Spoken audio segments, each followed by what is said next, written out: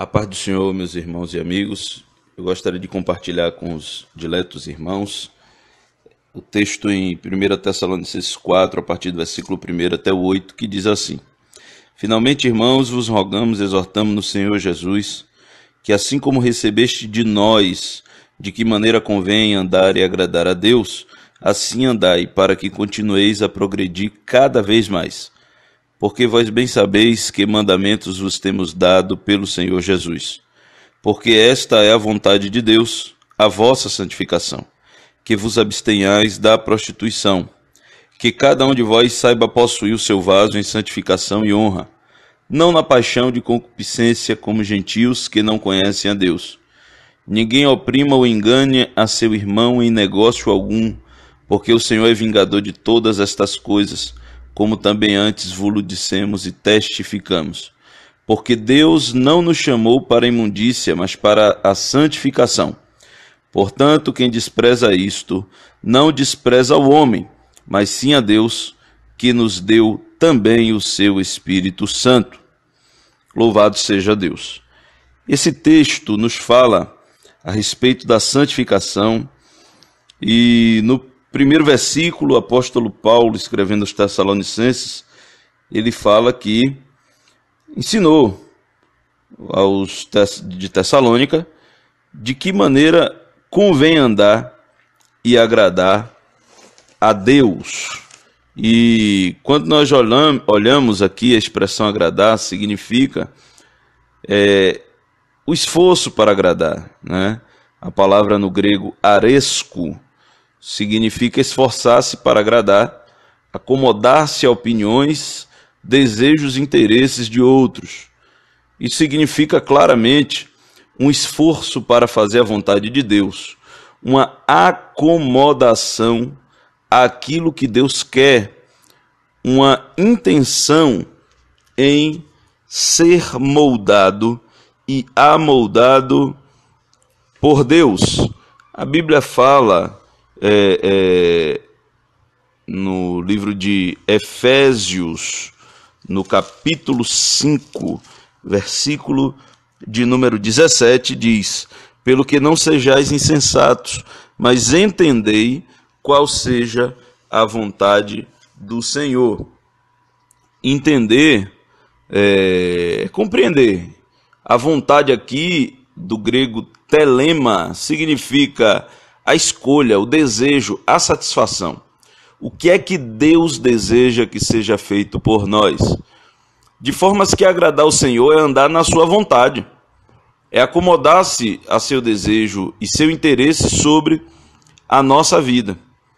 Os servos de Deus agem com o intuito de fazer a vontade de Deus por compulsão interna, ou seja, no nosso interior é produzido um desejo profundo de fazermos aquilo que Deus gosta, né? A convicção do cristão é que cada detalhe do seu trabalho e da sua vida deve ser suficientemente bom para Deus. E nessa caminhada nossa de esforço voluntário e por gratidão para cumprir o que se alegra a Deus, nós precisamos, como falamos desses dois versículos, conhecer a vontade de Deus. A gente só consegue agradar plenamente alguém quando a gente conhece o que essa pessoa gosta. Eu costumo dizer, e já fiz isso em algumas ocasiões, pregando ou palestrando, de perguntar aos presentes o que eles me serviriam caso me convidassem para uma refeição em sua casa. E eu quero deixar essa pergunta para os meus irmãos. É claro que é uma pergunta que dificilmente os irmãos saberão responder, porque não me conhecem. Mas quem me conhece sabe.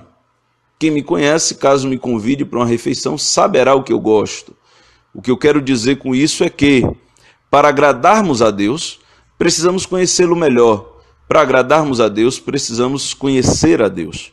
Para agradarmos a Deus, precisamos identificar aquilo que Deus gosta que nós façamos. Bendito seja Deus. E existe também o outro lado. como não agradar a Deus. Gostaria de propor que a gente comece falando de como não agradar a Deus, fazendo coisas que Deus definitivamente não gosta. Um exemplo é andar na carne. Romanos 8:8 diz: portanto, os que estão na carne não podem agradar a Deus. Andar na carne, aqui nós já falamos em outras oportunidades, essa carne aqui é a natureza humana, é a natureza caída, é o ego humano, é o desejo carnal, é a inclinação carnal. E o homem natural, ele não consegue agradar a Deus. O homem que não anda segundo o Espírito, ele não consegue agradar a Deus, é o que o texto está dizendo. Portanto, os que estão na carne não podem agradar a Deus. A incredulidade também é uma forma de desagrado a Deus. Hebreus 11:6 diz: ora, sem fé é impossível agradar-lhe, porque é necessário que aquele que se aproxima de Deus creia que ele existe e que é galardoador dos que o buscam. É impossível agradar a Deus sem fé. E essa fé, queridos, não é uma mera crença no sentido de que eu acredito que algo de bom vai acontecer comigo, não. É uma fé no sentido de que eu creio em Deus. E se eu creio em Deus, eu dou crédito à sua palavra. Se eu creio em Deus, eu temo a Deus. Se eu creio em Deus, eu espero nele. Se eu creio em Deus, eu efetivamente vivo com Cristo, por Cristo e para Cristo. Se nós observarmos a vida do pai da fé, Abraão, ele creu, isso lhe foi imputado por justiça. Agora eu lhes pergunto, como eu posso identificar que Abraão creu? Como eu posso dizer que Abraão creu? Eu posso dizer que Abraão creu porque ele atendeu o chamado de Deus. A fé não é algo teórico, a fé é prática. Tiago escreve que assim como o corpo sem espírito está morto, assim também a fé sem as obras é morta. E ainda lança um desafio: me mostre a sua fé sem obras, que eu lhe mostrarei a minha fé pelas minhas obras. Eu sei que Abraão creu porque Abraão saiu de Ur dos Caldeus, saiu do meio da sua terra e da sua parentela, saiu atendendo um chamado de Deus. Se Abraão ficasse no meio da sua parentela, seria um sinal claro de que ele não creu. Ou seja, a fé é prática. Louvado seja Deus. Uma outra maneira de desagradar a Deus é o mundanismo. 2 Timóteo 2, 4 e 5 diz assim: ninguém que milita se embaraça com negócios desta vida, a fim de agradar aquele que o alistou para a guerra. E se alguém também milita, não é coroado se não militar legitimamente. Ou seja, quem milita não pode se embaraçar com o negócio dessa vida. Por quê? Para não desagradar quem o alistou, né? A Bíblia diz em vários textos, e nós já meditamos em outras oportunidades, que a amizade com o mundo é inimizade com Deus, né? Aqueles que usam da amizade com o mundo são chamados pela Bíblia de adúlteros e adúlteras. Então é uma outra também forma de desagradar a Deus, é o mundanismo. Gálatas 1:10 nos mostra que outra maneira de desagradar a Deus é agradar os homens. O texto diz: porque persuado eu agora a homens ou a Deus? Ou procuro agradar a homens? Se estivesse ainda agradando aos homens, não seria servo de Cristo. Gálatas 1:10. Queridos, é importante dar uma frisada nesse versículo, porque estamos vivendo dias do politicamente correto. Estamos vivendo dias em que não se pode falar a verdade. Estamos vivendo dias em que as pessoas andam inflamadas com tudo que é falado. Mas é importante entendermos também que o genuíno evangelho, ele promove incômodo às trevas. Eu sempre uso o exemplo, né? E por certo, a maioria dos que me ouvem já passaram essa experiência. Quando nós acordamos de madrugada e precisamos ligar a luz, o primeiro impacto que é provocado em nossos olhos é o de incômodo. Porque quem está em trevas sente incômodo a partir do momento que a luz penetra no seu globo ocular. E bem assim é na nossa vida espiritual. Alguém que está mergulhado em trevas, alguém que está mergulhado em escuridão, quando a luz penetra, a primeira reação, por certo, será de incômodo. Se a pessoa persiste, esse incômodo vai passar e a pessoa andará aclarada pela palavra de Deus. Mas algumas pessoas não suportam. A Bíblia fala que muitos não suportariam a sã doutrina. Está lá em 2 Timóteo, no capítulo 4, versículo 3 e 4. Porque virá tempo em que não sofrerão ou não suportarão a sã doutrina, mas tendo comichão nos ouvidos, amontoarão para si doutores conforme as suas próprias concupiscências, e desviarão os ouvidos da verdade, voltando às fábulas. Então, precisamos ter serenidade quanto a isso. Entender que,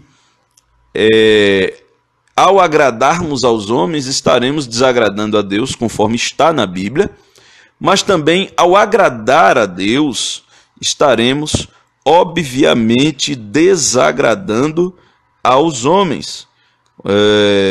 A Bíblia é muito clara nesse quesito, nesse aspecto, quando nos diz que aqueles que querem andar piamente em Cristo padecerão perseguições. A verdade não é brincadeira. A verdade é o que liberta. Conhecereis a verdade e a verdade vos libertará. Então, quando a palavra é pregada, e nós vemos isso em toda a história da igreja, em toda a história bíblica e também na história da igreja, o evangelho sendo pregado e havendo perseguição, havendo afronta, né? Mas precisamos ter em nosso coração a compreensão de que, agradando aos homens, agradando ao politicamente correto, agradando aquilo que as pessoas querem ouvir, estaremos desagradando a Deus. Não quero com isso dizer que devemos trabalhar no sentido de afronta, não. Mas temos um posicionamento muito claro e falamos a verdade, não a nossa verdade, mas a verdade bíblica. Uma outra coisa que desagrada a Deus está escrito em 1 Tessalonicenses, no capítulo 2, versículo 4, que diz: mas como fomos aprovados de Deus para que o evangelho nos fosse confiado, assim falamos, não como para agradar aos homens, mas a Deus que prova os nossos corações. A outra coisa que desagrada a Deus é o evangelho light. Está escrito aqui, né, eu vou repetir: fomos aprovados de Deus para que o evangelho nos fosse confiado. E assim falamos, não para agradar aos homens, mas a Deus que prova os nossos corações. O evangelho light, o que seria o evangelho light?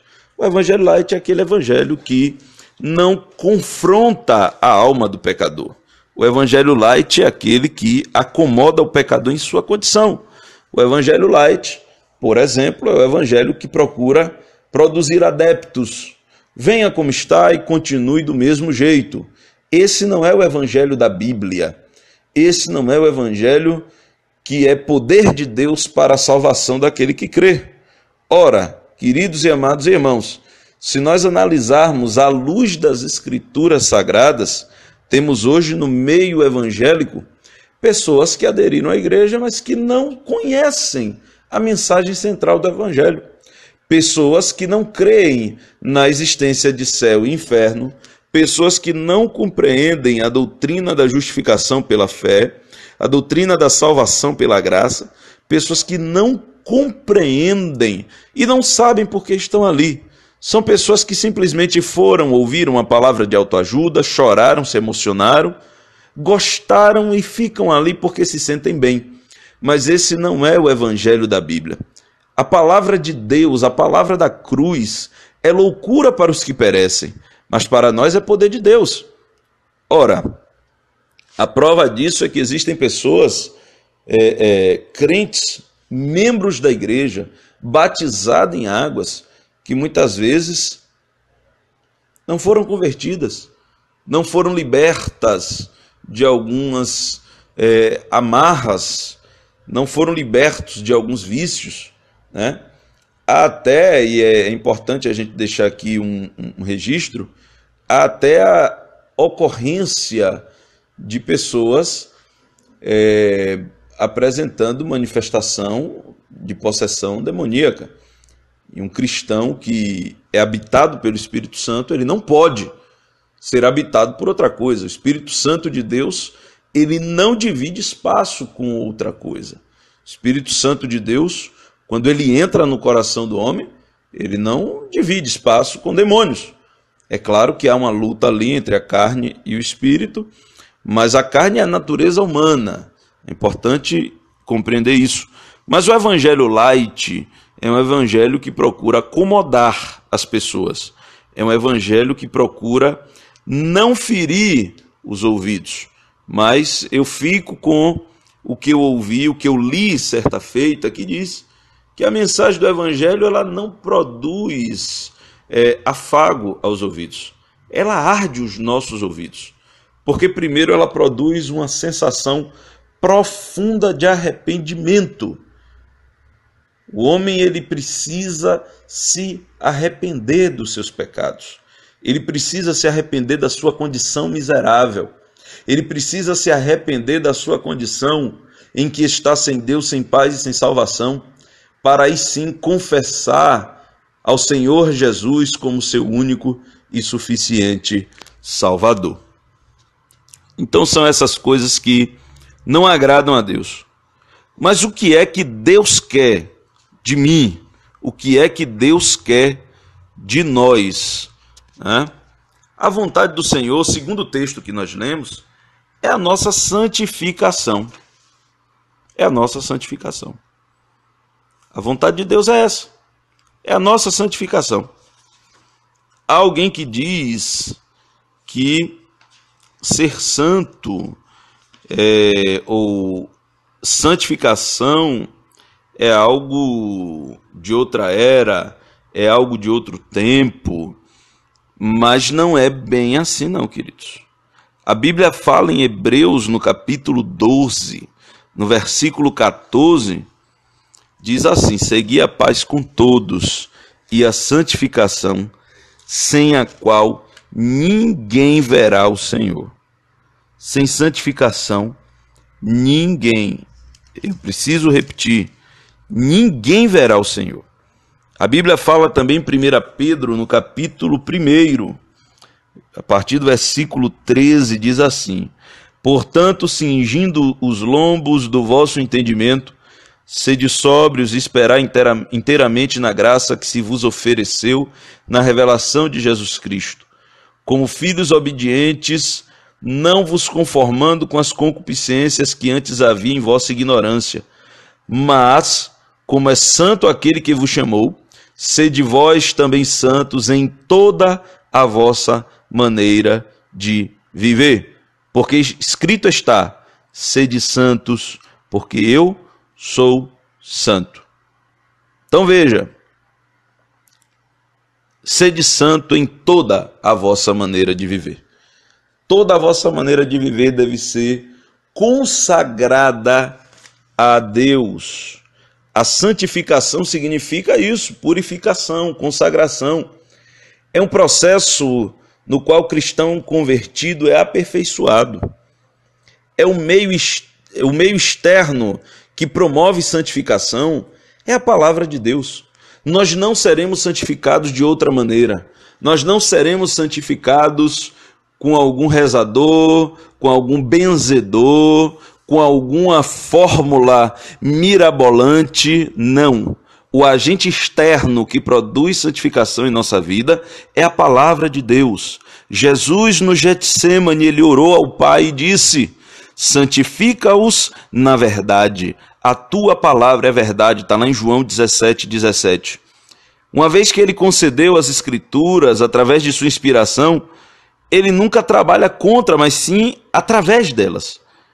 Então, o agente externo de santificação em nossa vida é a palavra de Deus. E o agente interno é a habitação do Espírito Santo de Deus. Meus queridos e amados irmãos, é importante entendermos isso. Louvado e exaltado seja Deus. A Bíblia diz no livro de Hebreus, capítulo 10, a partir do 14, porque com uma só oblação aperfeiçoou para sempre os que são santificados. E também o Espírito Santo nulo testifica, porque depois de haver dito, esta é a aliança que farei com eles depois daqueles dias, diz o Senhor. Porei as minhas leis em seus corações e as escreverei em seus entendimentos, acrescenta. E jamais me lembrarei de seus pecados e de suas iniquidades. Então veja, o agente interno é o Espírito Santo de Deus. Quando ouvimos a palavra, o Espírito testifica e há a operação da santificação em nossas vidas. E essa santificação é um processo que abrange tudo. É claro que ninguém, pelo menos eu admito publicamente que estou inserido nesse processo. Eu admito publicamente que não sou perfeito, eu admito isso, eu não sou perfeito. Mas eu também reconheço que preciso estar dentro desse processo de santificação. Porque se eu estiver fora, eu não verei Deus. E essa santificação envolve renúncia. Às vezes alguém diz, eu preciso que Deus faça a obra. Querido, Jesus já fez a obra na cruz. O Espírito Santo já habita em nós, a palavra de Deus está sendo pregada. Mas muitas vezes nós nos apegamos a coisas mundanas, muitas vezes nós nos apegamos a coisas mesquinhas, muitas vezes nós nos apegamos às coisas pequenas, e o Senhor está dizendo tira, e nós resistimos e não queremos tirar. O Senhor está dizendo para de fazer, mas a gente insiste e continua fazendo. E muitos usam de vários argumentos, de vários artifícios, e chegam ao ponto de dizer que Deus não se envolve nisso, que Deus não se envolve naquilo, que Deus não se mete nisso, mas a santificação é em todas as áreas. Sede santos em toda a vossa maneira de viver. Glorificai a Deus no vosso corpo e no vosso espírito, os quais pertencem a Deus. Ou seja, seja santo dentro e seja santo fora, louvado seja o nome do Senhor. É claro que muitas pessoas dizem que há o engano, e de fato há o engano. De fato existem pessoas que são santas apenas a carcaça. De fato, existem pessoas que são santas apenas na aparência, mas é importante destacar aqui que é impossível um crente ser guiado pelo Espírito Santo. É impossível um crente andar na vontade de Deus. É impossível um crente andar, como no texto original, de maneira que convenha agradar a Deus. É impossível que um crente ande no processo da santificação e isso não seja percebido na sua vida exterior. Será percebido no seu andar, será percebido no seu falar, será percebido no seu comer e no seu beber, será percebido no seu vestir, será percebido nas suas atitudes. Amados irmãos, Jesus, quando entra numa casa, ele não limpa só um aposento da casa, ele começa dentro, ele começa na sede, ele começa na fonte, ele limpa a fonte, que é o coração. Mas essa limpeza é refletida na água, que são as nossas atitudes. A gente começa a amar o que Deus ama e a odiar o que Deus odeia. Louvado seja Deus. E essa é a vontade de Deus. A nossa santificação, que cada um de vós saiba possuir o seu vaso em santificação e honra. O vaso de honra é aquele vaso que é moldado pelo oleiro. O vaso de honra é aquele vaso que é preparado para toda boa obra, 2 Timóteo 2, 20 e 21. Ora, numa grande casa não somente há vasos de ouro e de prata, mas também de pau e de barro, uns para honra e outros para desonra. De sorte que, se alguém se purificar destas coisas, será vaso para honra, santificado e idôneo para uso do Senhor e preparado para toda boa obra. É a santificação que promove, que proporciona que sejamos vaso de honra e não vaso de desonra. E aí, meus amados, não tem outra. Louvado e exaltado seja o nome de Jesus. Precisamos despertar para a vontade soberana de Deus. Precisamos não nos conformar com esse mundo, mas sermos transformados pela renovação do nosso entendimento, para que experimentemos a boa, perfeita e agradável vontade de Deus. E eu começo a encerrar dizendo que, aí, o versículo 4, que cada um de vós saiba possuir o seu vaso em santificação e honra, que cada um de vós saiba se guardar, que cada um de vós saiba compreender a vontade de Deus, que cada um de vós saiba entender o que é que agrada a Deus, que não ofereçamos um sacrifício leviano para o nosso Deus, que não ofereçamos um sacrifício de qualquer maneira para o nosso Deus. Eu costumo dizer que, se não for o melhor, não serve para Deus. E nós temos fundamentação bíblica para isso. Senhor, tudo que eu tenho é pouco diante da tua grandeza, mas é tudo que eu tenho. Toma o meu coração, que é as saídas da minha vida. Toma a minha mente, toma todo o meu ser. Louvado seja o nome de Jesus. E o texto que nós lemos, ele diz no versículo 7 e 8, porque não nos chamou Deus para a imundícia, mas para a santificação. Portanto, quem despreza isto, não despreza o homem, mas sim a Deus, que nos deu também o seu Espírito Santo. O homem é o pregador da palavra. Nós temos pastores, nós temos o nosso pastor.